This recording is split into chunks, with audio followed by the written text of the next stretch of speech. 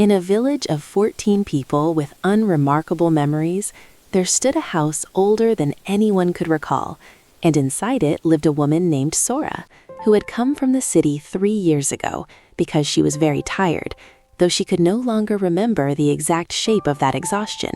only that it had been heavy enough to carry her here, where the mornings began not with alarms, but with stubborn sunlight falling through a curtainless window at precisely the angle that made sleep impossible, where she would lie for 11 minutes staring at a ceiling crack that looked like a river, and had looked like a river since her first day, and would look like a river tomorrow, because cracks rarely change, and she found deep comfort in that permanence, before rising to fold her futon with the slow precision of someone who has absolutely nowhere to be, filling a kettle and standing in her small kitchen watching the mountain through the window while waiting for water to boil, which she had come to believe was one of the purest activities available to a human being, because you cannot rush it and you cannot improve it, and you simply stand and exist until steam appears. Eating her breakfast of rice and miso soup at the small table with the same 3 dishes she washed every morning and placed on a drying rack large enough for a family of 6 that she had purchased optimistically, and that held only ever 1 bowl, 1 cup, and 1 pair of chopsticks.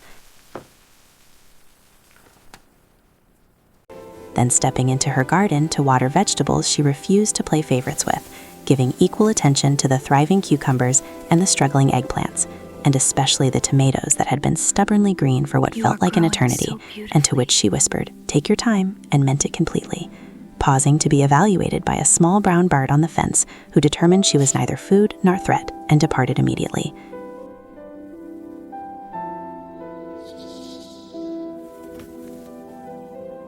Exchanging weather predictions with Mr. Hayashi, the 67-year-old mailman whose bicycle sounded like a complaining cat, and who promised rain despite a perfectly clear sky with a confidence that would prove mysteriously justified.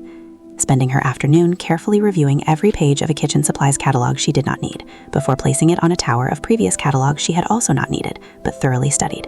Reading 40 pages of a novel about a woman by the sea whose life was only slightly more interesting than her own, and making 2 onigiri for lunch though she only needed 1, because the second was for the dust spirit that lived under her refrigerator, a creature no bigger than a cotton ball with 2 dark shining eyes that she had seen exactly once 7 months ago at midnight, when they had frozen in mutual surprise for 4 seconds before she turned off the light and went back to bed, and never saw it again, but heard it rustling and left crumbs that were not entirely accidental, and placed rice balls on small plates that were always empty by 4 o'clock, making the drying rack feel slightly less lonely when she washed the extra dish, until evening came slowly, the way it does in places where no one is waiting for it, and the sky turned orange, then purple, then deep blue, and the rain fell exactly as predicted on the garden and the green tomatoes and the fence where the bird once stood, and Sora listened to it for a while before sleeping in her quiet house, where something rustled softly under the refrigerator, and nothing at all happened until morning, and the tomatoes would be red by Thursday, though she did not know that yet.